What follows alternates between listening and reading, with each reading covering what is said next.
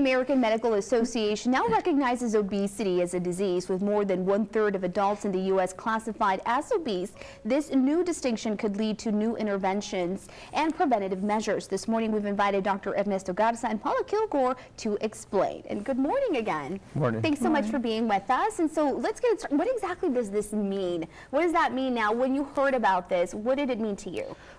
What it means to us is it means it's now opening more avenues for us. Now that we recognize it as a true disease, it's opened up more areas for now of more. We are in an evidence-based type practice that more people can open up for I guess, research and medical issues to help us correct this problem that now was more of a stigmata of a personal issue. Now it's more of a medical problem. Absolutely, because it does lead to other factors. Is that right, Paula?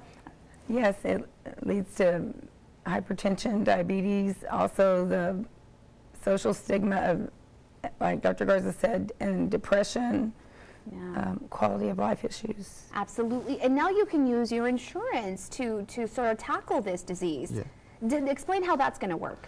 Now that it's more recognized as a disease, now most insurance are now recognized as a problem they need to correct, not as a social issue. And so now a lot of insurers are looking into ways to kind of help their, I guess, their policyholders, try to cure this medical problem, whether it's diet, exercise, or surgery as well. And when is one person considered obese? What do you have to meet with criteria? It's usually based on height and weight, and usually we have there's a calculation to kind of calculate that, and it's called the body mass index. And the true definition of obesity is anybody with a body mass index over 30.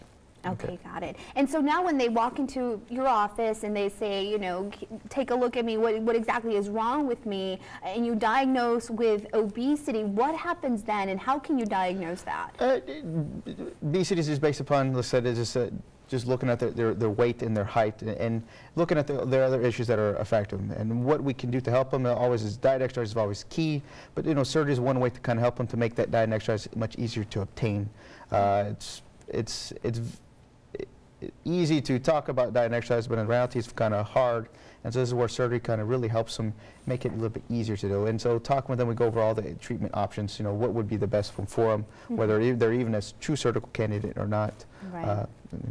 Bariatric surgery is actually one way of sort of doing that as well. Paula, what can you tell the folks interested in perhaps something like this? If they're interested, they could, they do the research on the internet. They can call you folks. Absolutely. Call the Heart Hospital and or Dr. Garza's office. Have you seen an abundance of calls now with perhaps this now being able to be used with your insurance? We've seen a good inflow of patients calling the office. I always inquire for more information. We've seen a big push over at least the last couple of years, but hopefully now the AMA has now recognized it as a true disease.